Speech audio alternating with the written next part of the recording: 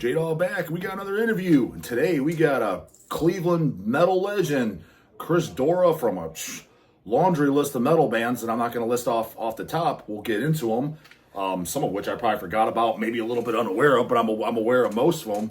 Cool. Yeah, we can go over all that. But I think the You're first, aware of most of them. I think the most obvious to start with, which is probably not obvious to you. I'm sure you realize it, but maybe they haven't put two and two together. What's that? And I guarantee a lot of the newer watchers that just found out about Hell's Headbangers during the channel and stuff like that, because a lot of people didn't know who Hell's Headbangers was until I started this channel. And so those type of fans, and maybe ones that have only been following the label for like 10 years, or maybe just didn't put two and two together. It's funny. You're the very first Hell's Headbangers release we ever did. Mm-hmm. The split CD is Spawn of Satan and Bloodsick. Was it the CD first? CD first, then yeah. Vinyl? Yeah, and you play on both bands. Yep. It was Bloodsick, which became Soulless. Yeah. But that was the name when we first started. Then the one dude, Todd, who was in Nunslaughter as well in the early years, he left. He was out, and we just didn't kind of like that name. We just kind of like, eh. And I like Soulless, and at that time, nobody had used it yet. I stole it from the Grave album. Yeah. Everybody's like, yeah, that's a cool name, and we got a guy to draw a cool logo, and the rest is history. Yeah, because it's just funny. Our very first release, and you literally play on both bands on that. On both, so that's pretty cool. That is crazy. Now, the Bloodsick stuff. What else is there? Just a demo then on top of that? Yeah, that was the demo. And there's nothing else though. No other recordings. No. Okay, I thought there was one other. I thought there was maybe another demo tape or something. No. So it's just that. Okay. That stuff we had released that as a tape ourselves. Mm-hmm.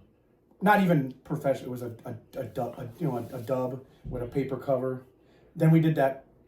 I think that 7-inch with Nunslaughter first. And when Don first moved here. Yeah. Okay. And that's stuff off that as well. Oh, it's the same. It is the same material. Same recording. Okay, I got. There's only like one song on there. Yeah. Okay. And then when Jim wanted to get that going, when we did the Spawn of Satan stuff, he wanted to put that on there, and then we just threw it all on there. Those 6 songs. Yeah. Yeah. Now, when did you join Spawn of Satan then? Was that the first recording by Spawn you played on? Yeah, and I think that was the first real studio recording ever. I mean, Jim... You did like a demo, right? Is there something like... There's like a... That stuff on that record was... I mean, that was sort of...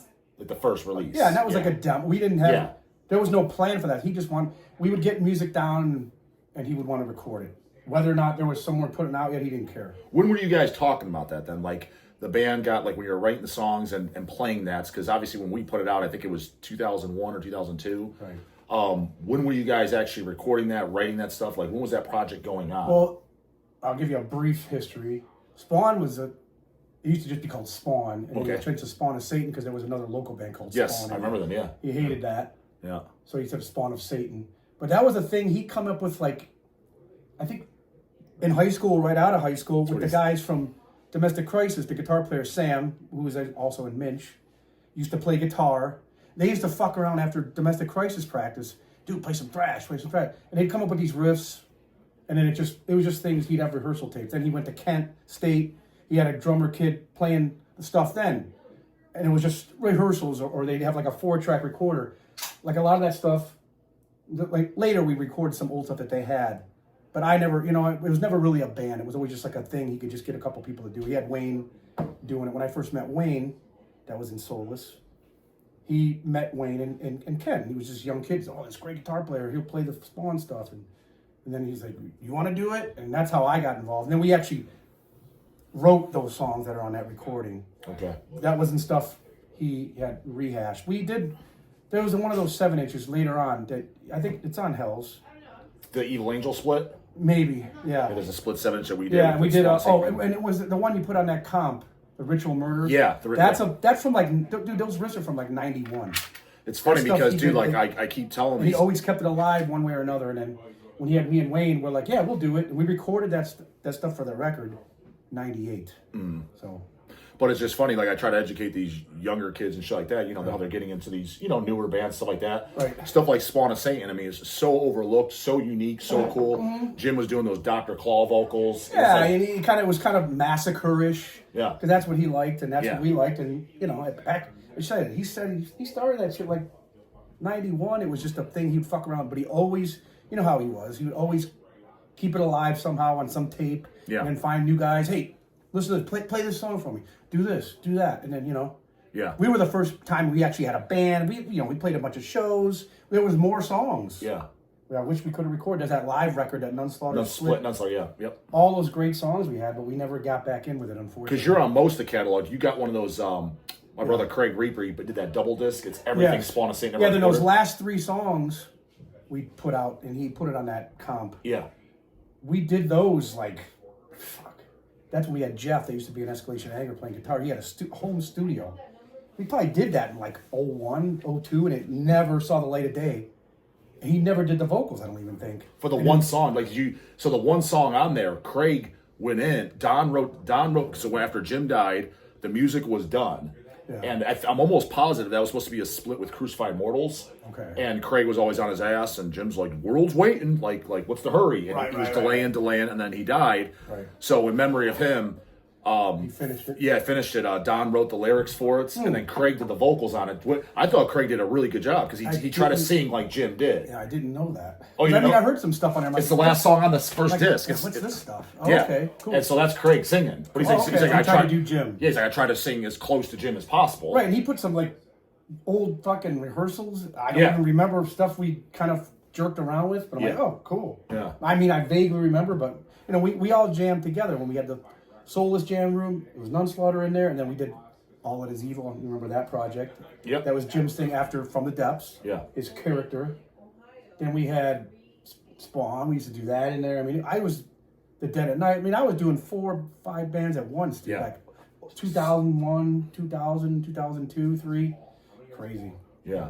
If you guys want to check out that Spawn of Satan stuff, we actually just bought the remaining stock off Craig. It's on the site now. It's a double disc. It's everything Spawn of Satan ever did. Oh, you got some copies? Left, yeah, because Craig had some. He had a return pack. I was like, we'll buy them all. And how many did you get? I think 50 or so. Okay. Yeah. Because I know people that still want them, so I know you guys got them. I was like, but yeah, I highly. Yeah, because I only got a few, and I gave one to Paul, and that's it. I'm like, I don't have any more guys. I like hooking up my friends, but Anywho. Yeah. And then so from there, the other project, I was a huge fan of yours that you were on, and I would love to see it come to light of day of vinyl, is the Decrepit stuff. Now, what that is, I always thought you kind of stood out on there because, a couple of the guys, I don't think Dwayne did either, but was it just, maybe Molzan was, or was it Rojack, they were painting their face? Dwayne was too. Oh, because, yeah. Everybody so you were the only one that wasn't, right? Yeah. What was the reason, did you feel like you'd be the oddball out, just image-wise? Those guys at that, that was, you're talking early 90s, and Dwayne and Tom got heavily into the black metal scene, and they loved it. They loved all that. It was brand, it was pretty much new. But at the same time, though, what's weird is that, it fit the image. The Decrepit stuff is more death metal than it's black metal. It's more I'm not going to say it's immolation worship, but it's similar to Immolation-esque. We loved that, and we loved Incan at that time, and they became personal friends. Dwayne was in the band. And we still love that kind of stuff. But that Decrepit stuff, I want to see it. I've been trying for years for Hells to put that Creation of Sin, the entire CD, on a 12-inch, and the Acrimonium on 12-inch. Yes. But, Dwayne, he keeps getting in the way. It's funny, we were talking to your brother the other night. And Dwayne knows, he's, I love him, but he's just organized. He's just holding it up. He's got other things going on. No, but this has been talked about for over 15 years. Well, I'll give you we were talking to your brother at the corner show. I said, which one, Chase? Yes. Yeah. And he's, talking just like we're talking. I'm like, dude, I know I'm going to take the reins. So I said, as long as you guys help me do the layout, and you guys have to do all that. That was the only thing we want. We wanted, there's a certain thing we want to have a booklet and this and that. You guys know how to do all that. I have no means to do any of that. Dwayne used to be that guy, but kids and wife and 2 jobs, I get it. So I said, I'll take the reins. You guys just guide me. So the time is. I'd like to see it happen. If you guys are still interested in doing it, hell yeah. Totally. I want it. I want that stuff out as a fan, and now that I do the channel too, I recommend only stuff that I like. I don't sit there and just pimp because we put it out or hey, we got to sell this. I like just to say because my integrity and my word means it has value to me. Oh, I appreciate that. So I don't just. I've watched some of your videos. I don't just shout anything else. So I want to show those because kids today that are getting in bands like Twink Mold and all these newer death metal bands that are very okay in my opinion. I'm like, dude, you need to hear shit like Decrepit. That shit is so much fucking better. So much fucking better. Thanks, man. Yeah, I like some of that stuff, but it's different. Yeah. There's some of it's good, but everybody with the echoey vocals and the disma or the incantation thing. Yeah. It's a little bit overdone. Yeah. We weren't doing it to be anything then. It was just that's what the scene was. Yeah, yeah. You know, and it was so new and exciting back then. We were just doing what we liked. I said, go back to the makeup thing. I mean, said those guys were getting into black. I really wasn't. I mean, still not, but I do like some black metal. But back then, what black metal did you like? Like, if were you like even less into it then? And if then I wasn't really. If I were to ask Chris Dorn in 1996, hey, if you like any black metal other than like Venom and Celtic Frost, that type of shit. But like the new stuff. Like let's say Bathory and up. Like, did you like anything Mayhem or Emperor? And did you like anything? I like Mayhem. But I mean, back then, if I would ask you in 1996, what would your answer have been, black metal wise? Probably Marduk. I liked Marduk when I first heard him. The first album, which is basically death metal, but it's still black metal. Yeah. But I mean, and stuff after that, Opus Nocturne and all those, the Osmo stuff. I was into that. Dwayne was way into that. Yeah. Remember we saw them with Deicide. You were there, yeah. 2000. That show was awesome. It was great. Yeah. But I was into that. Immortal, I'm not. Some records. I'm not a big Immortal guy, but you liked Dissection a lot, didn't you? Dissection. Yeah, I remember. Yes, I do. I still Yeah. have the original vinyl. Even them though, they were more like a thrash, a death black metal band to me. They didn't really do all the makeup, but they had that sound. Yeah. So we were kind of doing that, and then said, you know, you had Vital Remains was a straight up death metal band, but they were doing the makeup and the candles. So we're like, well, why can't we do it? And as far as locally, just to stand out with all the other, you know, the bands we had at the time, Sodomize, Hemdale, Odious Sanction, you know, we all looked the same. So like, let's do that, and we'll be different. And then it just became a thing, and you know, some of the songs in Acrimony have a black metal-esque sound. Angel of Dark Shadow, Tom wrote that. Because that's when he was full-blown into it. You know, like, even like Absu, you know, that was, you know, our first metal album was death metal, but it's black metal too. Yeah. We were kind of like that. That guy, they didn't all wear makeup, but he did. Yeah. I was like, I'm not really into it, and dude, I'm going to put it on my face, and I'm going to look like a fucking sad clown by the third song. I used to sweat so much when I still had hair, and it would have been a mess. Yeah. It just wouldn't have been cool. And I'm back there, you don't really see me anyways. Yeah. You know, I'm not the fucking guy from Marduk. I'm not that good. I mean, you know, I'm like, you guys do it. And it looked cool in the front, and I think people still remember it, you know what I mean? Yeah. And we were like Death Black, I guess, you know, before it had a term. Now, and then the guitar player, Tom Rojack, he died in 96, right? 97. 97. Now, how close were you to him at that time? Like, I mean, obviously in a band with him, but was he just a band member, or was he an actual friend? No, he was a friend, you know. Before we met him, we knew him from a couple other old local bands. He was in a band called Civil Disobedience. It was kind of like a crossover band. It was like Crumbsuckers or something like that. It was kind of thrash, but had that hardcore influence, but it was good. That was what basically turned into Blood of Christ. Because then he started, you know, the death metal explosion happened. He's like, I want to do death metal, and he made that band, and it was basically that band transformed. Like the first demo even kind of sounds like Civil Disobedience. He couldn't even really do it. He used a pitch shifter on the first demo. It's still cool, but eventually he did his own voice. But then he was playing shows with that, and we're like, you know, and then it kind of fell apart on him. And we're like, well, that guy, we know Tom pretty well. Not well, but I like the guy, and we needed somebody. Hey, that guy plays leads. You know, he was older than you, right, Tom? A few years older. He was 97. He was 28, almost 28. He was 27, so I was 23. So 4 years older. Dude, he was crazy young when he died, then. Yeah. He got into drugs and stuff. Yeah. It sucked, unfortunately. But when it was good, it was great. It was good. He was on it. He played leads. He looked fucking great on stage. He fucking moved around. I mean, you know, it added a lot to our band. You know what I mean? There's old videos. You see him on YouTube and stuff. Yeah. It just, unfortunately, what happened. But, yeah.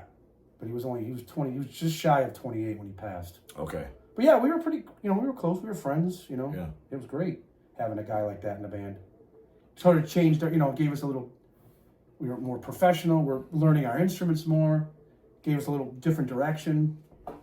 You know, we couldn't ask for anything else at the time, you know what I mean? Yeah, and as far as like the metal scene in general, it seemed like majority of the metal stuff, I mean, not all, but a very large portion, I would say majority of it seemed like it was coming out of Parma.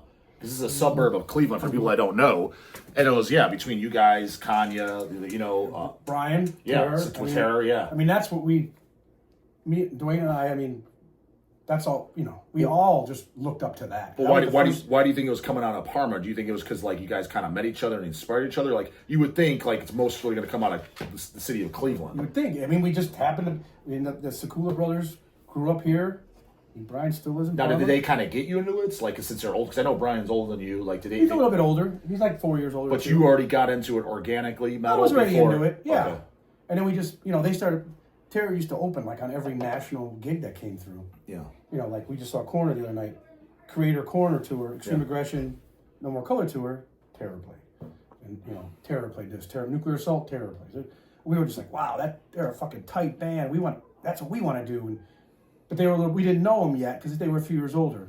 Some of those guys that were in Domestic Crisis and Decimation, Jim Lapucci, I ended up being a band with later. Dan Goodrich, he was a guitar player in Decimation. Like all those guys, they were said I was like a freshman, they were seniors. I'm like, damn, we want to be in with those kids, those dudes. Yeah, they fucking play, yeah. And they just happened to live here. I don't know. Jim always said Parma's the home of metal. How much older was Kon Gia than you? 4. So you were a freshman and he was a senior? Yes.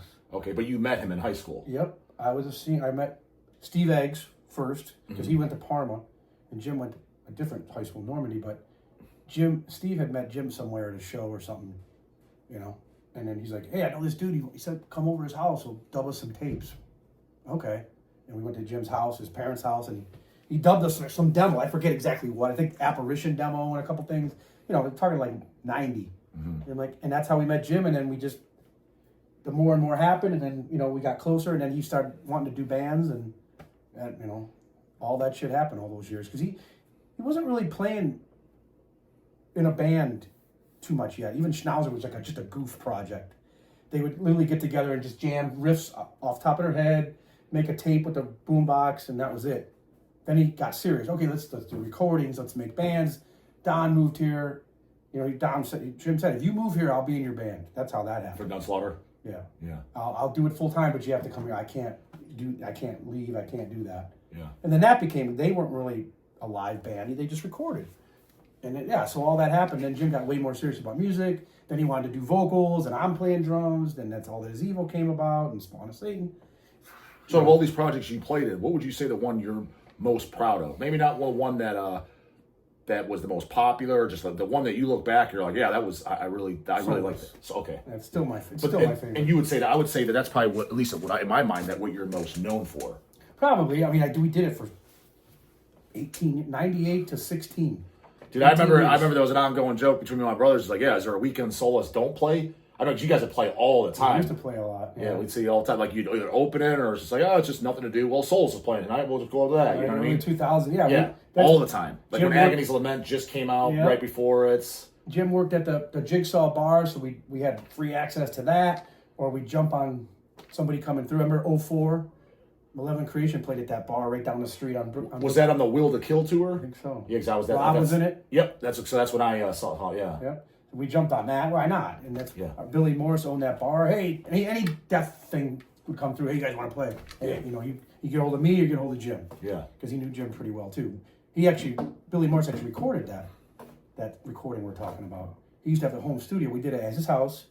The one song it starts, I think it's The Lurking Terror or Everlasting Terror. It has the solo. That was Billy Moore. Jim's like, dude, do some fucking bar jump. Just do it. Then he fucking sat down. And he's like, okay, this is recording. He's going, yeah, like that. Now that's Billy Morris's death metal appearance. Oh, it's so cool. Again, going back to that Spawn of Satan, like you brought up, like songs like Everlasting Terror. Like what was cool. Like that's what I think I rip on a lot of the newer bands. And again, I understand everything's been done and you kind of can't do something new. It's hard. But when you put on something like Spawn of Satan, what stood out about it is the songs were identifiable immediately. They sounded different and they were memorable. And they were like good actual songs. Thanks. But yet still like actual death metal, death thrash. Yeah, it was death thrash. But a lot of stuff you put on, you're like, it's death metal, but it's not memorable at all. It goes in one ear out the fucking other. I think so.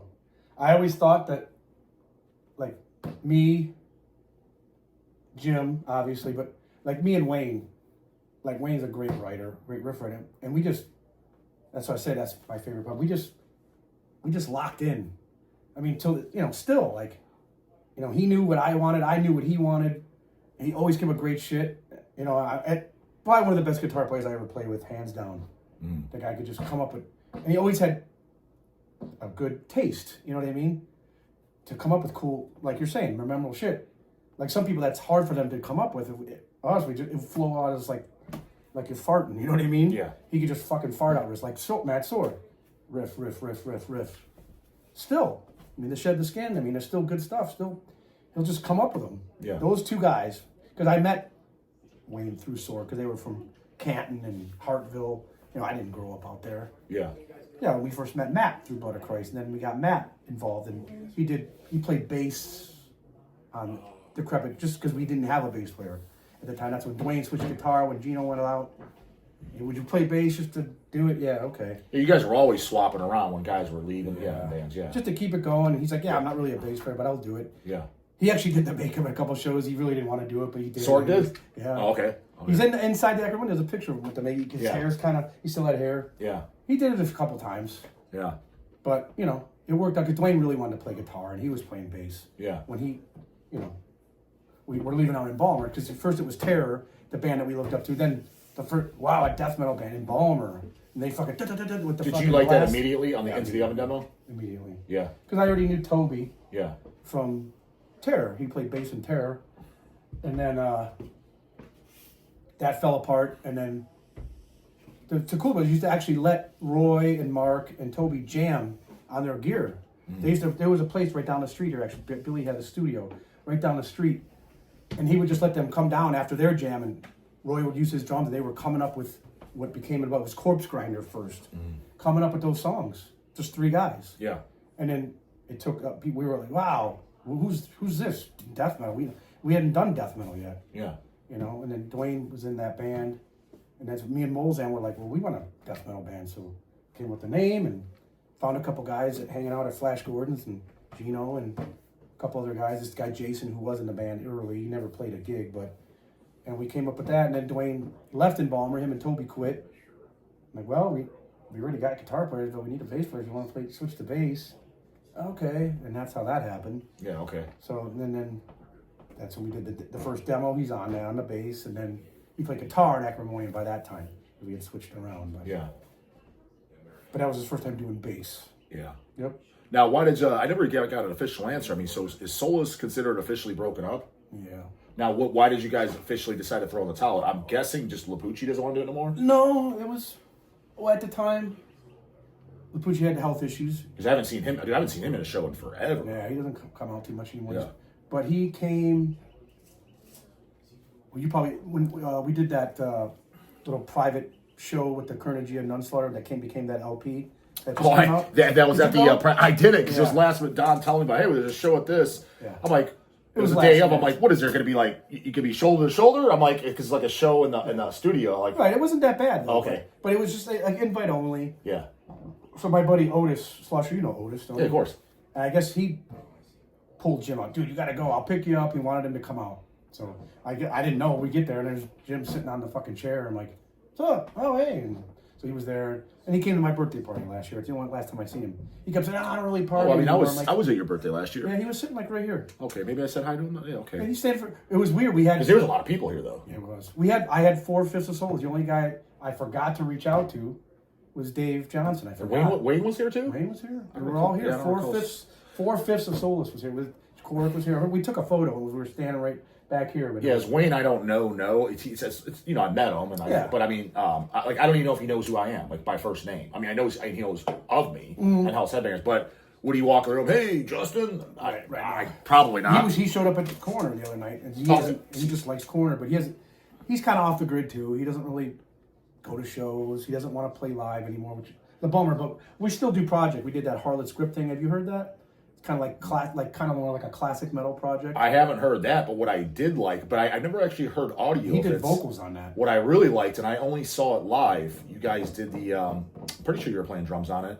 Was that Puke Bomb's second, or maybe it was the first? I think it was the second one. Scoring the fourth, the Caveman. I thought that shit was great. It was great. It was just a joke. And I from what I heard is Wayne is like he was embarrassed by it, or he Yeah, thought it was stupid. I'm like, I was like live. It was awesome. Right, it was like it was original as fuck. He's not embarrassed, but I mean, it was just for fun. Yeah. But we did that for that first one way back on a Soulless recording session. And then so we did that harlot script, which I'll give you one. In 15, we did that right before Jim passed. We got there's 4 songs. We went. Yeah, I don't even think I didn't even hear about that. Yeah. So who's all on that? We recorded it just me and Wayne. Wayne played everything. Who sings on it then? And he did the vocal. Oh shit! I didn't even know he did the right. vocals. Yeah. He never did either, and it's great. But we were gonna do it more. He's like, I can't do that. It was so hard on my voice. I can't do it. It's so good though. Okay. But if we do anything else, he wants to get a different singer. Yeah. So we did 4 songs. We went back to Bill Korecki, who was still, the studio was still there, but he wasn't really doing shit anymore. We went in there, did the 4 songs, and I'm like, dude, it's 15 now. It's 13 years later. I'm like, remember, we did the first one there. It was Caveman. I'm like, dude, let's do Caveman, like right now. All right. And Bill, remember, he would just hit play, and we would just go. He'd just play a riff, go ahead. Da, da, da. He would turn it down. It's almost like Mortician, goofy riffs. And then I'd play whatever. Would he say any actual words? Because No. he was just a grunt, like literally like a caveman. I mean, Yeah, it's just stupid. And he says hamburger a lot. Oh, okay. So it's online. We have a band camp. We never put it out. I don't know if you heard it, but in 15 we did like 8 more songs, and you could access it. So there's no physical of it at all? No, the first one had the physical. Just what, a cassette tape? No, we actually made it like a CDR type No, thing. what was that considered? A demo or an album? Or? Yeah, prehistoric bloodbath. We took photos down in the old jam room. We moved all the gear out, and he got like these loincloth things in the plastic. We had the plastic like Captain Caveman bats. Well, who pressed that? How did you move all those? Yeah, I'll show you it later. He had a friend of his in Kent doing this little label. Yeah. And he made it. And it was just like those CDs, it's like printed, but it's like a CDR. Yeah. But we had a cover, it was color. I remember we had like, I don't know, 20 of them. I'm lucky I still even have one. Yeah, okay. Oh, so it was very, very small. Very small. I wish we could have had more. Yeah. But people liked it, and then it got around. Yeah. People were like, like when Chimera got big and I was friends with Matt, those guys were taking it on the road and letting all these people hear it. Yeah. And I'd meet up with like, we knew that at the Gates guys, me and Dwayne, and we went to one of their gigs, and Adrian, the drummer's like, Caveman, right? All right. Like he knew about it from those guys, and I'm like, how the fucking, because that. Well, because it was original, dude. It didn't sound like anything. And it was just goofy and fun. Yeah. So then that one time, Chimera was doing one of their Christmas shows, and we were gonna play. Soulless was gonna open, and they were touring with that band Killswitch Engage. Like I said, I don't really like any of those bands. Same. Whatever. Yeah. But Matt's like, dude, those guys love it. We love it. Would you be able to do it at the show? We're like, but they weren't. We never rehearsed it. Yeah. It was from that first CD, whatever you want to call it. Mm. We're like, okay, yeah, I think we can. So we Wayne literally relearned the songs off that tape or that CD, and I did too. How much time did you have?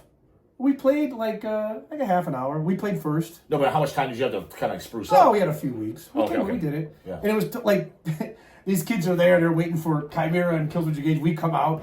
And they liked it, everybody? No. No. At first they're like, and then they're like, what the hell? We had Lapucci being our interpreter because we can't speak. Yeah. And he was doing these little extras between the songs. There's beer cans and shit flying at us. Oh, really? After a point, they didn't get it. Yeah. But all those guys in the bands loved it, so we did it for them. Yeah, okay. And it was fun. What year was that?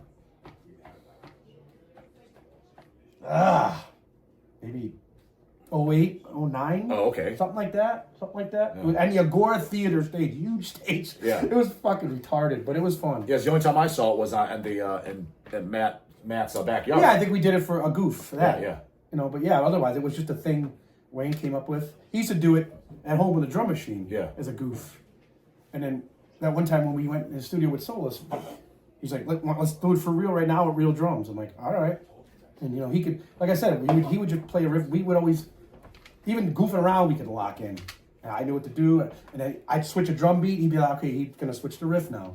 And we would that's how the songs were written, I guess. Yeah. It was just off the cuff. Now, what about, which I'm trying to do on vinyl as well, because we're trying to do all the From the Depths shit. I mean, we did the first record, but I'm talking to Sword, Bereavement, Elysium, which they're pretty much laid out. Yeah. But at the same time, I want to do the Dead of Night demo. Yes. Now, you play drums on that. Yes. Why was, that was like short-lived. There's just the one demo. I think that demo was fucking great. Great black thrash. Yeah, I mean, that was the thing we came up with. Why was that so goddamn short-lived? Well, that was after From the Depths.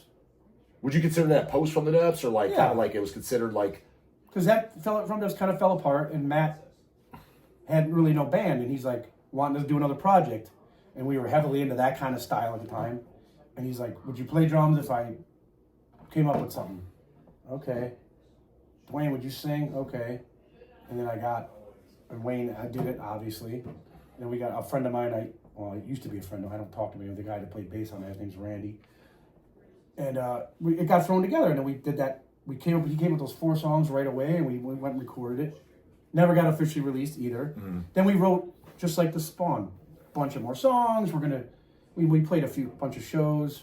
Oh, we're gonna write more songs. We're gonna do an album, this, that, and then the Ringworm thing. I was still doing that as well, but then we got Matt and Ringworm. Then we started going on tour, and we got signed, and it kind of all fell to the wayside just because we were too busy. Yeah. That's kind of why it wasn't. It just happened. Yeah. We didn't want it to happen, but that was another thing. Which I wish we could. There's so many songs on these recordings. I know Wayne still has some. I have some tapes and CDRs from rehearsals. I'm like, oh, those are great songs. Yeah, it's unfortunate, but it would be cool for that to finally see light of day for what it is. Mm. I love those songs. And there was more great songs. We were heavily into that. Yeah. At the Gates, that that Swedish kind of thing, and writing like it was from the depths. What do you think about? Because Dawn of the Dead would always kind of like jab at you guys, like they like all that Swedish junk that sounds the same. What's your response to that? He's like, those bands all sound the same. Well, doesn't Nunslaughter sound the same?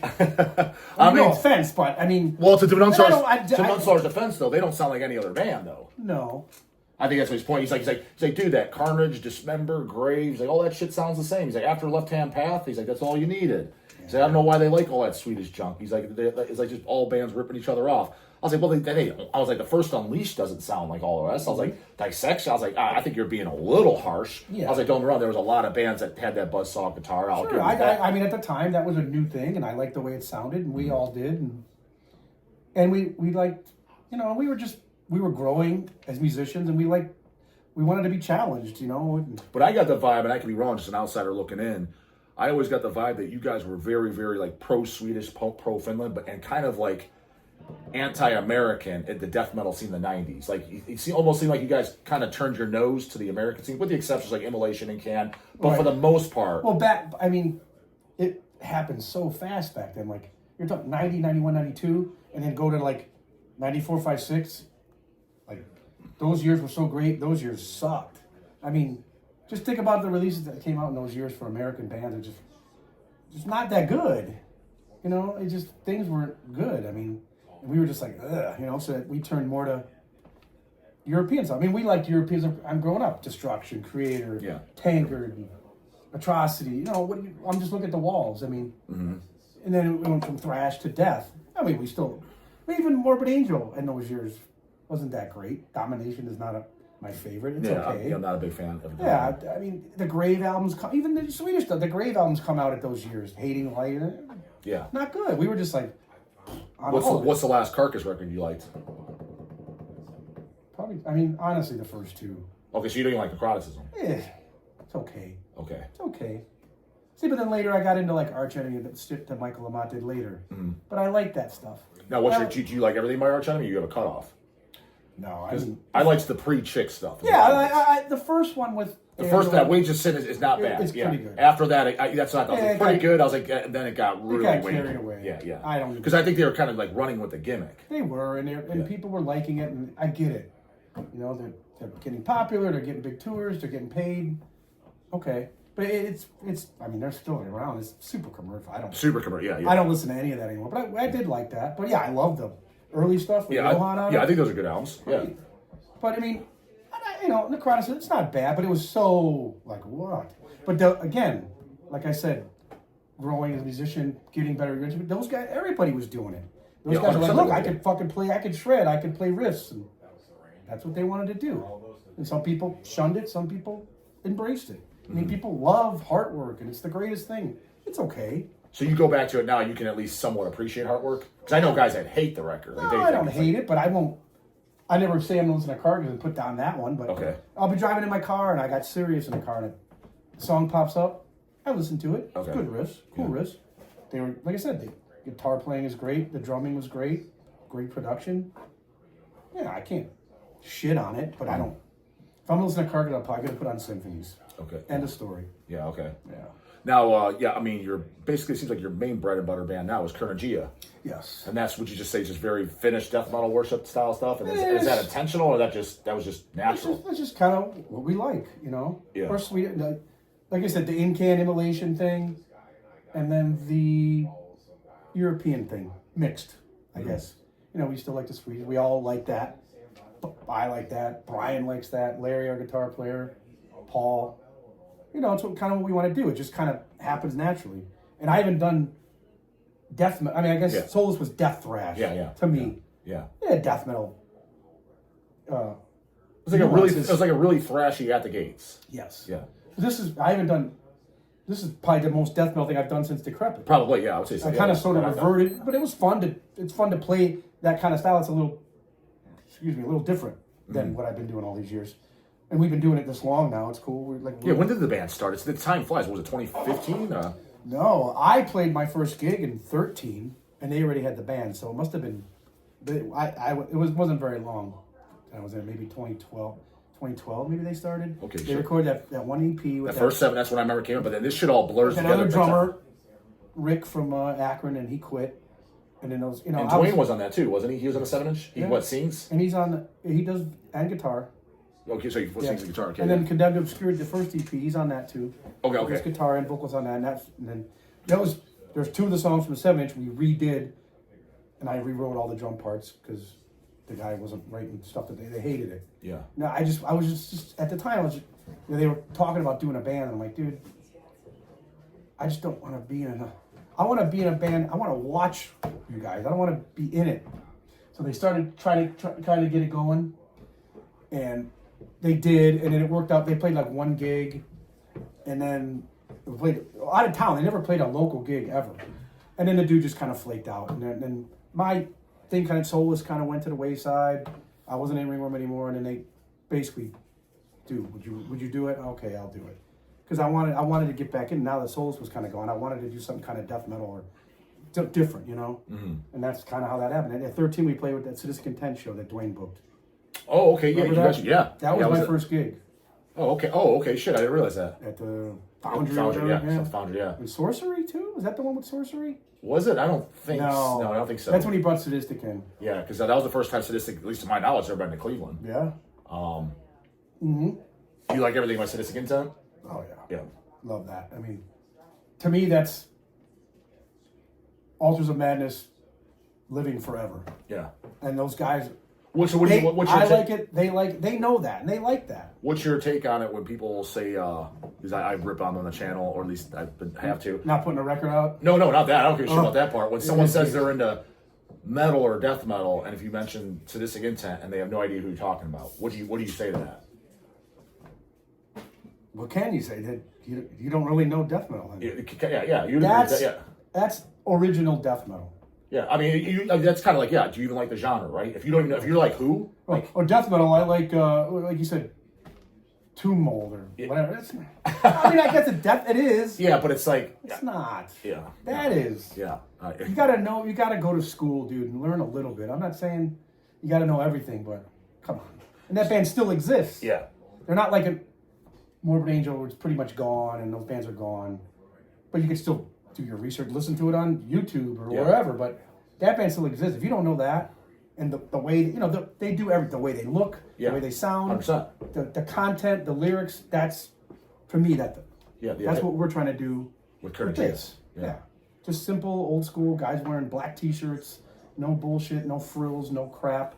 So you agree, a guy in a death metal band, if he's wearing a sports jersey, that's like completely unacceptable? Jim, that is very gay.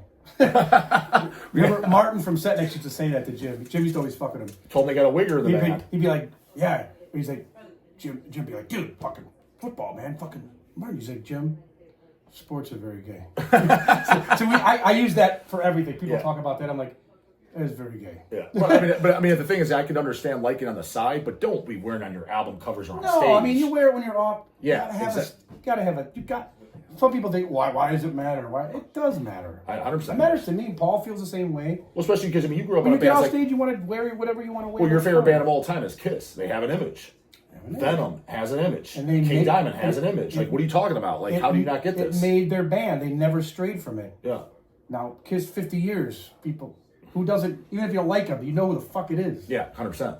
So, yes. So that's why, maybe that's in me, that's in me, and that's why I feel that way. Yeah. And some people are like, oh, you could wear anything, you wear a flannel. Right. Well, okay, but I'm not trying to be, in a grunge band. Yeah. Unless I want to be in a grunge band, but I think it matters. Yeah. Anyways. So you're speaking about everything other. I forget who said it. It was either Don or Jim. I guess you can correct this as fact or not. This is like 10 years ago or so. When like say we were looking for something or trying to release something, the saying was, I think it was either Don or Jim that says like between Don, Jim, Dora, and Dwayne, like if you need anything, a demo, a 7 or something, between all of them, it's like one of them has it. Like it's like guaranteed. Like if you were to go through it, because like you're one of the guys, like you're one of the biggest metal collections in the scene. You have to. Yeah, I mean before we were musicians, we were fans. I mean I have a big metal collection. You got more stuff than me. It's massive. Okay, yeah, we were just always fans of music. We loved it since we were. But would you agree? Because like I call a lot of band members out and stuff like that. I'm like, they're not actual fans. Like I consider you an actual metal fan. Dwayne Morris is an actual metal fan. Absolutely. Whether you want to say whatever you want about him on, not getting Decrepit files and shit, he's actually into this music. Yeah. Like, and this but a lot of these guys outdoes anybody. Yeah, but a lot of these guys, I was like, but you're not, dude. You're like a weekend warrior. I was like, and these days, you listen to it on YouTube? Maybe you have a T-shirt. Yeah, like, you're a fucking poser, dude. There's very few kids now that care about physical product. Yeah. And it's unfortunate. I love physical product. But I guess it's generational, I guess. I mean, there's still some young kids that still collect vinyl. Yeah. I mean, sure, you see it coming through all the time at Hell's. Yeah. But it's not like it was. Yeah. We had no other choice. Now there's so many options. It's just overload. Yeah. Everything's ADHD, fucking YouTube, Spotify. Yeah. I mean, I like the simplicity. I use YouTube to listen to stuff. For convenience, 100%. We're going to hang out here and just, instead of pulling out records, Yeah. I'm going to get buzzed and scratch up my record. No, I'm not going to do that. Play it and whatever. But I still like a physical record or vinyl or a CD. Yeah. Yeah. But it's kind of almost, it's not a dead art, but it's, you know what I mean? It's unfortunate that it's not what it used to be. Yeah. We only knew one way. There's just too many options now. Yeah. Yeah. So, Kon Gia just did the show too in Maryland, Deathfest. Yeah. That was at the pre-fest though, right? No, we played Thursday, the first. Yeah, okay. So first full day. We were just there Friday, Saturday, Sunday. Those were the vending days. Okay. So I heard of it. So how was the reaction? That had to been like the biggest show you guys done today, right? Because it's funny because Larry, he knows what it is, but he's never been to it. We played some of these fests, but they're like small ones, and we go there and there's a video. There's a couple videos on YouTube of us, and they're watching us, and then they go like this to the room. The room's full at 4:30. We were like the third band. Oh shit! Okay, yeah. We're like, shit, it's early. I don't know if people are gonna come, but people are there. For metal. Yeah, they want to see bands. They want to see bands. Yeah, you're there to watch bands. We came in to load in or whatever. They told us to be there for and the room was empty, dude. In like a half an hour. Yeah. And and. Would you guys get like a half hour set? No, we had probably 40. Oh shit! Okay. We had a nice. Dude, nice. Great sound. Fucking runs like a fucking oil machine. You going to this year, Maryland? As just a fan? I'm not totally sold, but I haven't missed a year since 06. Oh, have you? Oh shit! I know you've gone a bunch. I didn't realize that though. 2006, I went because of Dismember. No, but I didn't realize you didn't miss a year. I haven't missed a year. Oh shit! Wayne used to go before that. He went to some of those early ones and did his distro. Yeah. 02, those when they were just like really early ones. Yeah. But that 06, he started bringing European bands. Dismember. Severe Torture, first American appearance. No, I would have been Severe Torture. Severe Torture's first American appearance was when they played the Ohio Deathfest in 2001. I know I was there. Okay. Oh yeah, you're right. Yeah. But he had them that year. Yeah. Necrophagus, I liked that at the time. They were. I'm surprised you like that. I'm surprised you even like Severe Torture. I do. Because I still like... You surprised me on something. I mean, when you told me... I don't like all that stuff, but I mean... When you told me like Cannibal Corpse, Gallery of Suicide, too, I'm like, oh, really? I thought you would think that's the gayest shit on earth. I never expect you to say that. A lot of the guys we know that we're speaking with Dwayne, and then they don't, Sword, they don't really like Cannibal. Cannibal. But I always like Cannibal. I'm sorry, I just do. Yeah. Not everything, but I loved it in the early stuff. Yeah. And then there's...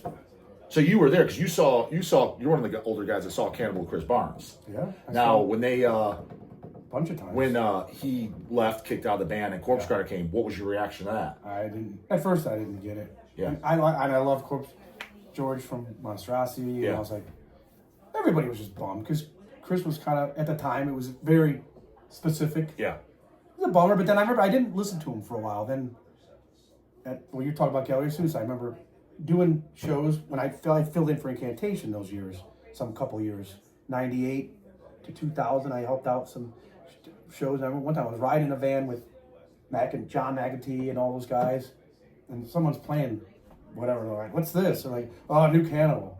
It was Gallery of Suicide. I'm like, pretty good. I don't know. I didn't follow it. Got file. None of that. Yeah. So I came home and later I bought it or however I got it, and I like it. And Bloodthirst, I love that. Yeah. Great album. And then not everyone is great, but they're good. Yeah. They're just consistent. Yeah. Consistent. They're just old death metal guys. Yeah. They're almost the same age. They're a couple years older than me, same age. I like that. Those guys don't really like that. They don't like Suffocation. They don't like this. They don't like it. Okay, so that's your preference. Yeah. But Severe Torture to me, when they put that out, I think that was their tribute to American bands. Yeah. And it was, the drumming is good. Yeah. And I thought it was just going to be like a one-off thing, but those guys still do it. And and it sounds great. I like that new stuff. Yeah. It's just a fun band, you know what I mean, to watch, you know what I mean? Yeah. Did you watch What Maryland? Oh, yeah. Same something. I couldn't wait to see it, Yeah. And I saw your video talking to him. Yeah. Yeah, super good. I just like that stuff. Yeah. But anyways, yeah. Yeah, I was always the guy that didn't say it sucked. Yeah. You know what I mean? Yeah, you're definitely more open-minded now. That like Dwayne is way more close-minded. He would tell you that. He wouldn't deny I that. wouldn't. So would Yeah, Matt. he would admit it. He'd make no bones about it. No, I don't. He told me at a recent, it was a vending or something. I think it was like a Savage Master show. He's like, dude, I don't know. He's like, I'm so out of the loop with the new shit. He's like, I like the ancient stuff. He's like, nowadays the newer stuff sucks. See, but that's to me. That stuff is ancient now. Yeah. Yeah. First Suffocation and first. That 100% It's ancient. 100% is. It's coming out the same year. And they liked it when it came out. Don't let them fool you. Yeah. Dwayne saw all those bands at Day of Death. Well, because dude, in all honesty, he bought the fucking tapes. He bought it. Well, dude, I don't know how you could be into this and you could put on like the Human Waste and be like, this sucks. Right. Like, come on, get the fuck out of here, dude. What are you talking about? He would not hate it. Yeah. He remembers it. But they just, there's so much came, and then they said by 93 it was the black metal thing, then they were going, And I was still embracing all that. Yeah. So that's why when we get back to the makeup thing. Yeah. And I was just like, no, I'm whatever.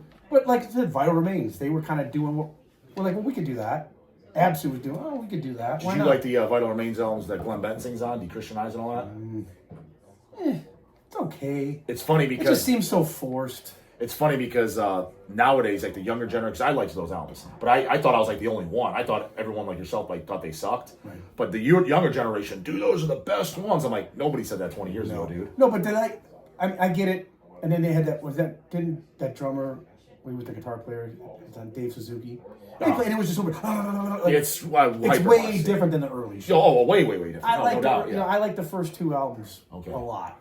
That's to me that's better. All that, the 7 inches in the demo, those first 2 LPs, it's okay. Yeah. If I put on Vital Remains, am I putting that on? No. Okay. And I remember I saw that live, and Glenn was reading off the sheet, and they only did that. He didn't know any other songs, so obviously it was just to sell it. We got that evil guy, Glenn Benton, in our band. Because they were just trying to make something out of the band, and I get it. Well, what's your take on Deicide then, as a whole? I like Deicide. But I know you love Deicide. Yeah, but I'm sure you probably have some type of cutoff. Most people do. Do I follow him like I used to? No. But some of those newer records, I've heard them. I like it. I don't buy every one. I listen to them online, and they're good. That new one is pretty fucking good. Yeah. Kind of sounds like their older shit. Yeah. But the first 3, the Roadrunner, More Sound years, it's the best stuff. Okay. Yeah. Period. And what's that? Serving the Light. It's great, but when they got away from More Sound, that production was so that's what people say. Bad. Because like Dwayne, for example, he hated it. He goes, I always hated Deicide. No, he doesn't. Yes, he said that. I know. He said at the Marduk show. The one night I remember we sat here with Paul partying one night, and we had on like the second album or the third one. Yeah. He was rocking out. Before you know it, we're fucking sitting here. We look up the stairs and it was 5 a.m. We're sitting here. He was liking it. But he won't listen to it voluntarily on his own. Okay, yeah. But we're sort of here, and I'm putting it on, and he's like, will he probably admit to that? Probably not. Yeah, probably not. No, but he liked it. Well, he's got to stand by his word. You can't go back. Right, Oh, shit, fuck, I look like an ass now. Yeah, but I know you love Deicide. Yeah, I love Deicide. They were just here. It's great. Glenn's still fucking keeping it alive somehow. He's still got Steve on the drum, obviously. Yeah. Guy's classic. What do you think of that? A guy, he's older than you, that he can still do that. Do you think that's pretty impressive? Yeah. Great. One of my, as far as drumming influence for me back in those days, it was Donald Tardy. Oh. Well, first, early was like Lombardo and stuff, just because I love that. But Deathmetal, I mean, there wasn't a song off Cause of Death I couldn't air drum or knew every part back in those days when those records were coming out. Sepultura, Beat the Remains, Love Igor's playing on those years. I knew every little part. I still do. I love, those are the things that were influencing me in the Decrepit years. Those records, that stuff. Yeah, okay. American stuff. Yeah. I mean, Pete Sandola, of course, but I didn't play like that back then. Yeah. I sort of got into that, but never that. I mean, Terrorizers. It's perfection. Did you hear Jim's fucking asinine statement about Terrorizer? Kon Gia? Yeah. No. He's like, he loved that. No, I know. That's what he says. He's like, when World Downfall came out, he's like, I quit practicing drums. There's no point. You're not going to be any better than that. I'm like, well, dude, you can still get better yourself. Improve your craft. But Jim was. Yeah. His drummer, he said, Dora's a drummer. I just play drums. He's the guy. He's my guy. I want him playing. Like, he thought his playing was, I mean, it was a little loose, but that was the beauty of Jim. Yeah. He did it like that. Yeah. But he wasn't a guy to be like, oh, I'm playing perfectly. I'm doing that. He didn't care. Yeah. As you saw. Yeah. And he did all his banter on stage. That's Jim. Yeah. And that's what people wanted. I mean, I like that. Yeah. But as far as, like, if you want somebody to be prolific and play, he'd be like, Dora's a drummer. I just play drums. So that's where that statement would come from. And at the time, you couldn't do better than that. I mean, we were like, 89, I was 15. We were like, what the fuck? What? This is great, Yeah. And then Morbid Angel had more records. We were like, oh, fuck, yeah. So yeah. You're wearing a Syndrome shirt. I first heard Devastation Chicago through Jim. Right. And that's those are my favorite demos of all time. Love it. Great. And so question for you is, what's the best Devastation, Chicago or Texas? I love Texas Devastation. Always have, always will. Got to know Rodney. I know he's involved with Midnight now, but even before that, the MySpace days. And he had a little. I just had lunch with him out in fucking Phoenix a couple months ago. I know he's always around. I'm like, I wish I'm not really involved in that circle, so I don't get to see him unless he comes through on tour. But MySpace Day, he put the band back together back in 2008. We released Dial Terry and did 2 new songs. They jumped on a tour with Soulfly. Oh God. Yeah, because the dude in the band played guitar at the time, was in the band Rotting Corpse, who he still is. They still throw that together now and then down in Texas. Mm-hmm. But he had him do it when he reformed it for a minute. He was playing guitar. That dude owns bus company. It's his own bus company. I think he did the old Sepultura tours back in the day. So those guys were coming over. They rented the bus for him. And I think it was like basically, well, hey, we'll give you a deal on the bus. Can we throw Devastation on the shows? Okay. I went with Jamie to Columbus because they were playing, Soulfly was playing at that El Rosa where Dimebag was killed. Oh shit, okay. Just to see Devastation. Yeah. 2008, yeah. And then, but I was messaging him on MySpace and he was sort of asking me if I would be interested in playing in the band. And I'm like, I don't know. I live here, you live there. I didn't know how to, the logistics of that. Today I'd be like, yeah, I'll come down and fly down. But at that time, I don't know. I was like in my early 30s. I'm like, I don't know, man. Thank you for even thinking of me. And I love that band. And the Devastation from Chicago is completely different. Great. But it's limited. I mean, Devastation had demos and he had 2 albums. Did you like the Talking album? Huh? Did you like the Talking album? Did he was talking? The talking vocals was it Signs of the Signs of Life? Yeah. Is that the way his vocals talking? Yeah, it's more. Yeah. He changed a little bit on Dial Cherry, but I love Signs of Life. Yeah, I gotta return to that shit because the first thing I heard was Signs of Life. I remember. I think it was like Eric. I saw them we were kids. Eric bought her something, and me, Eric, and Chase just sitting there like, "What the fuck's he talking?" Like for the vocals, he just talks fast. Well, he's like. But they were such a cool band to see. They were so energetic. They all, they sort of coined that windmill thing. They all used to do that. They were energetic as fuck, fun to watch. I saw them with Sepultura, Devastation, and Death. What year was that? 88? 89. Yeah, it was Spiritual Healing Tour. Okay. And then they came back, it was with Faith or that band Faith or Fear with Devastation. Then they came back for Idolatry headline with 11 Creation, 10 Commandments opening first tour. What do you think of those Great Malone show. albums? Huh? What do you think of those Malone albums? Early stuff, best. Fine Art of Murder and all that. Did you like that stuff? I still like that. I Okay. still like that, but I mean, 10 Commandments is so great. Because it's just all their early, thrashy demo stuff put on a record. Yeah. Retribution's good too. Did you like still? A lot of people don't like Stillborns. The sound, I personally love it. It's okay. Okay. Out of the three, that's my least favorite. Those Okay. the Roadrunner years, I guess you could say that. Yeah. The first one's the best still. But I like the later stuff, Will to Kill, and Yeah. I don't know, I have a bunch of them. Okay. Yeah. Oh, so you do? You picked them up? Yeah, I have the vinyls. I still like what they do, you know. And Yeah. when Brett came back, I love Brett. I prefer those shows, but yeah. He was different. I mean, my favorite album was. That's why I like Devastation. Rodney was different. He wasn't like every other guy. Yeah. It was different. Yeah, it was 100%. Yeah, but Brett Hoffman was different. His vocals were different than all the other death metal band guys. Yeah, 100%. We used to joke around. That was another Kon Gia joke. Some of those songs, I forget what song on the first album, but the one part you go,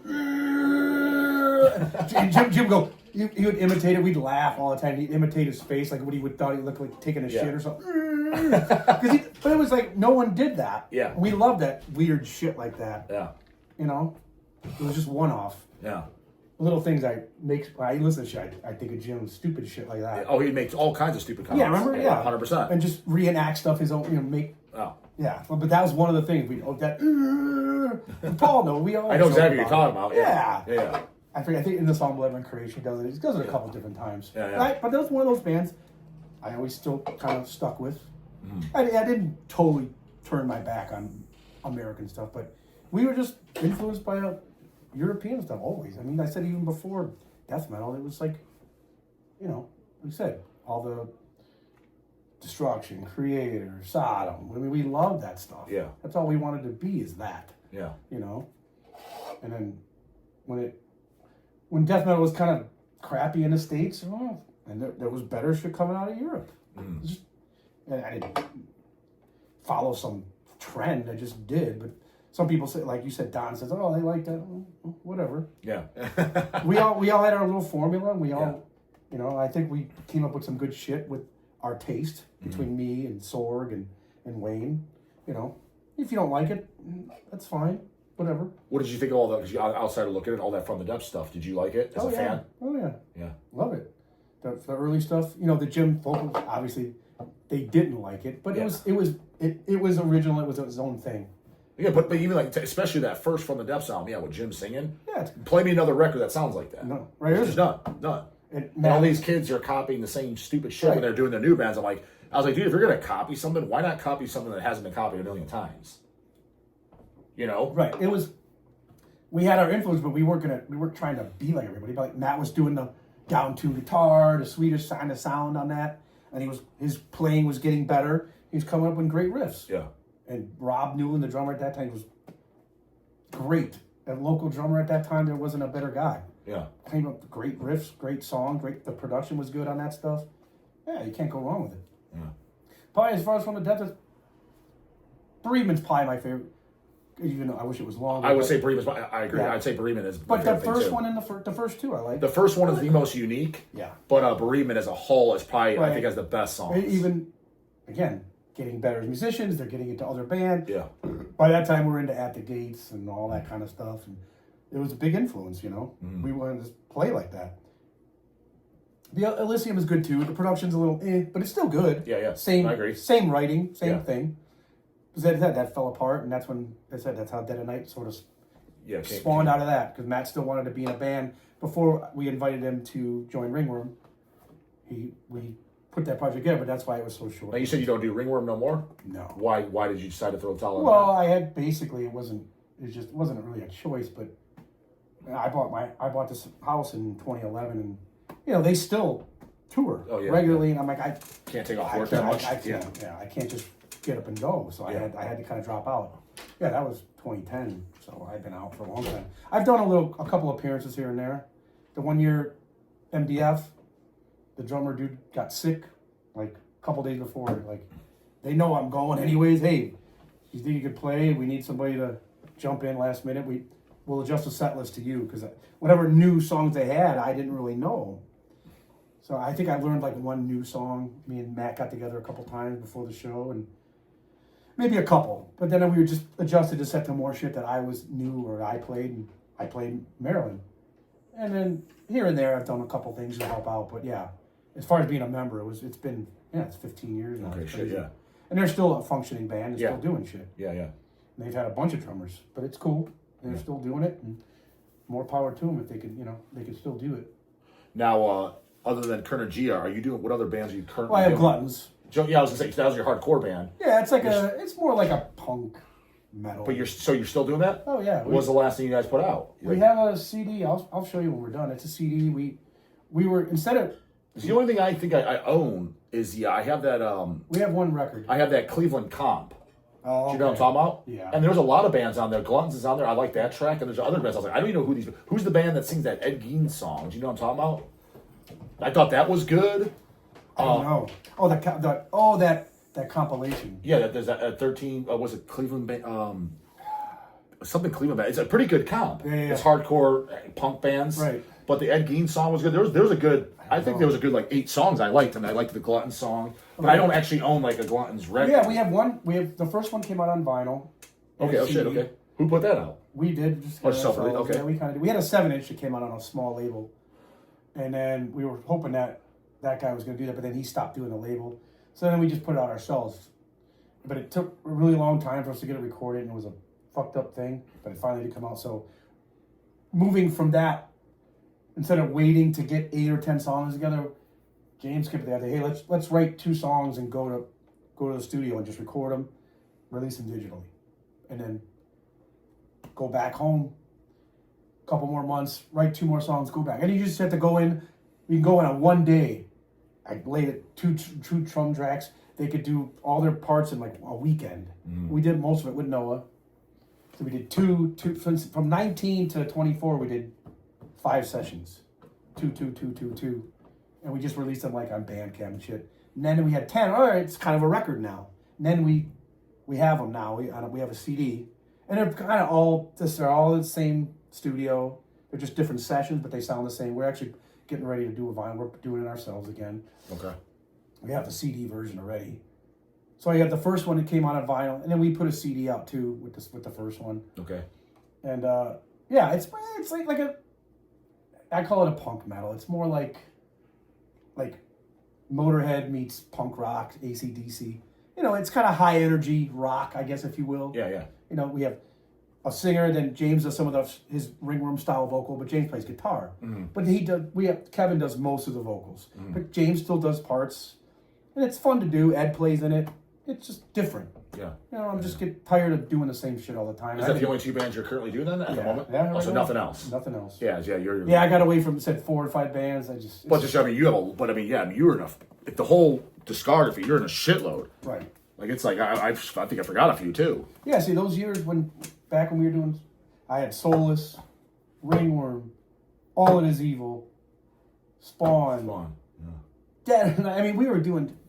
But I was younger, you know what I mean? I had more time on my hands and I had more energy. Yeah. And everybody was just hungry to do shit. Yeah. And we all were incestuous, Matt's in this and Wayne's in that and I'm in this and Jim's and we all had the same, we liked working with each other and we could just split up a couple different guys and then make another band or make another project. Yeah, okay. Yeah.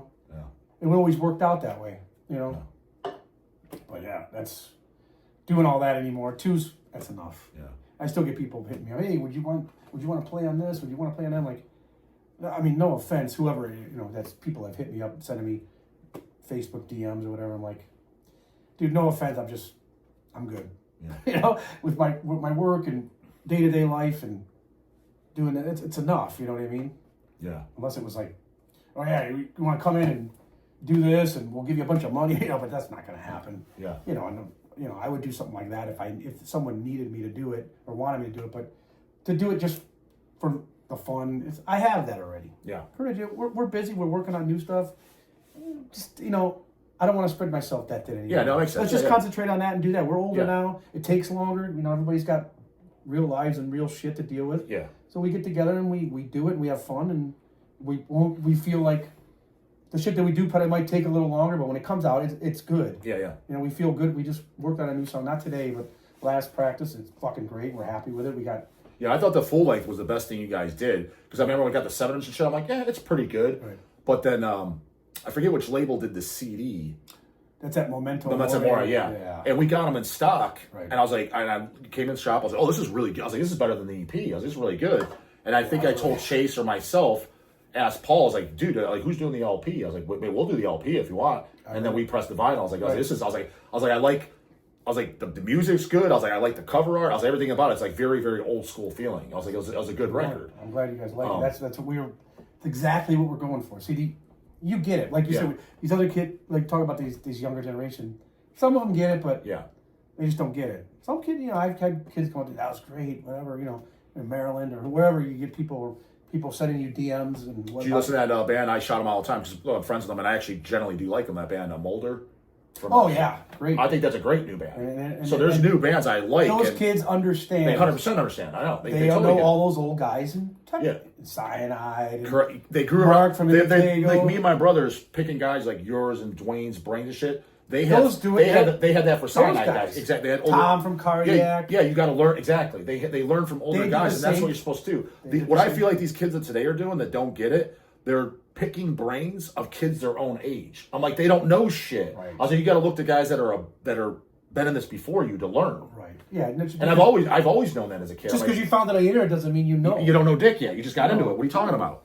You gotta. I keep telling these kiddos that, but they don't. I don't know. Some of them listen. Some of them do. Yes, but some of them fucking. Like we were saying, those guys, I feel like you said, those kids were like you guys. Yeah.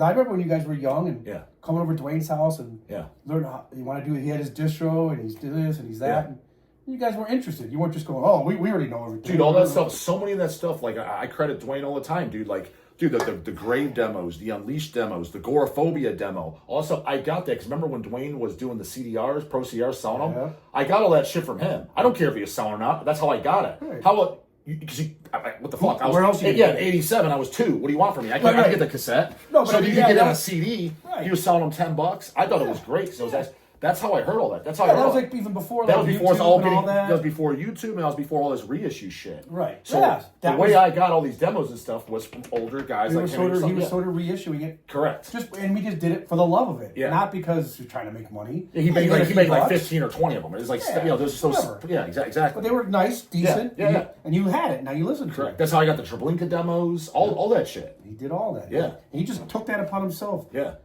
Said he wanted people to have it or wanted people to hear it. Yeah. Or whatever. That's great. Yes, he had the original tapes, ripped in the disc. Why not? Fuck yeah. And then younger generation. Look what I'm doing now because of it. Who knows what I would have became if I didn't meet guys like yourself? You know what I mean? You'd be listening to Twink Mold. Exactly. No, might not have that far. We keep ripping on that band. I don't even really know him. I don't either. I don't really know him. I don't either. But dude, the straw that broke the camel's back is when I saw that Decibel cover magazine. Dude, they got high pink shorts on. Dude, they literally look like they work at Starbucks. The biggest Harry Potter reading nerds I've ever seen. I hate that. Dude, I'm just telling you, my wife could kick those dudes' asses. I mean, this looked like the biggest pushover fucking wimps I've ever seen them out. Just fucking nerds. I know, straight up nerds. People say it doesn't matter. Even Dwayne gets mad about it. He'll probably see this. You guys are talking about, I don't care about that, about image. Well, dude, okay, so listen to that then. You ain't listening to that either. So no, it does matter. If Dwayne somewhat cares about image. He had the long black hair. He wore gauntlets on stage. Yeah, but now, Paul will make comments about wearing a black shirt or wearing a shirt, and he'll be like, why does that matter? Yeah, but the Dwayne doesn't need the dress code. He just does it by, I've never seen that guy in a pink shirt. Right. I don't need to tell him. I've never seen him in a sports jersey. No, but when we talk about, on stage, like we were talking about on stage or band photos, why does it matter?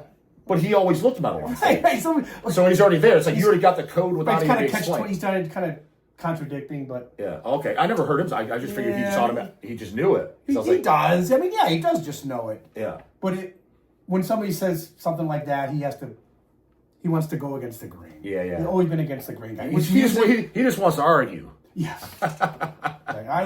I don't like metal. I like Lady Gaga. Yeah, it's fine. You like that, but he likes metal. Come on, dude. You more metal. You were talking about collections. Yeah, I guess mine's pretty massive. decent. Yeah. This is. I mean, I have demos, but that guy. Yeah, it's pretty insane. Probably more than anybody. Maybe him and Ash. Yeah. I've never been to Ash's house, but I've seen his pictures and videos, and he never gets rid of anything. Yeah, yeah. Like I've sold stuff over the years for same, money. yeah. He will not. Yeah, he is that. It stays.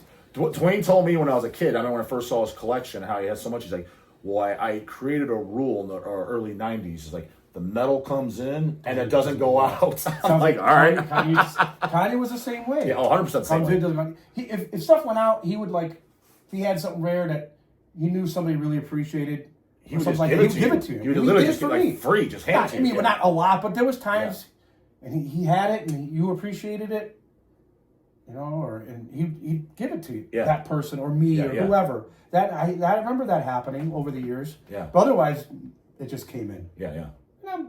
And I was like that too, but I'm getting older now, and I've sold stuff off. Same. I got good money for stuff. That's the only reason I did. I wouldn't just piss it away. Yeah, yeah. All those years, but I got 30 years out of whatever it is, a shirt.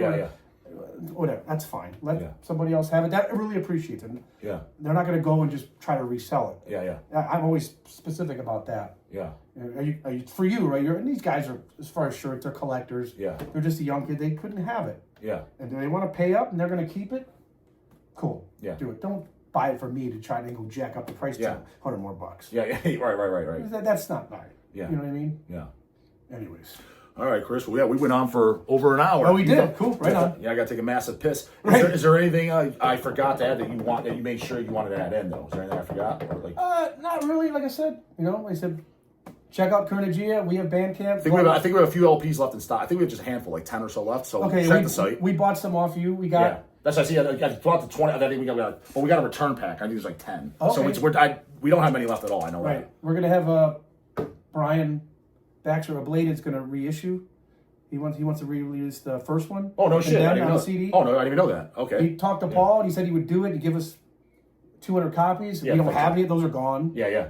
Oh, that's cool. And we're running out of it shows we don't have a lot of product. Yeah, Brian's anymore. really going aggressive with a Bladed today. I'm glad to see it. Like he's really taking it serious again. Yeah, so we're gonna do that with him because we don't have them, and this way we have products when we play a gig. You want to have 100%. You know, make copies. Yeah, somebody watches you like it, they buy something. Oh, we got nothing. We don't. I hate that. Oh, it totally sucks. Yeah. Yeah, so we're gonna do that. I hated that as a fan when I see a band. I was like, I liked it. We got nothing. I'm like, it's the dumbest shit I've ever heard. What do you mean you don't got nothing? Yeah, why are you here? Yeah. Right? You're playing to promote your music. I want to buy it. I got cash in hand, and you tell me you got nothing. Right. I mean, we were going to do it ourselves, but I mean, he offered, and Paul's like, yeah, he'll do it, and we'll get 200 copies. And, all right, let him do it. Yeah, why not? Fuck it. And he does decent. You've seen the Regurgitation CD, and he's doing nice stuff. It's decent, nice product. So why not? And we get our copies, and we'll have them for sale. We can sell them online too, or whatever. Yeah. So I said, Gluttons, we have Bandcamp as well. We have the new CD, the vinyl is coming of the new stuff. So it's at press?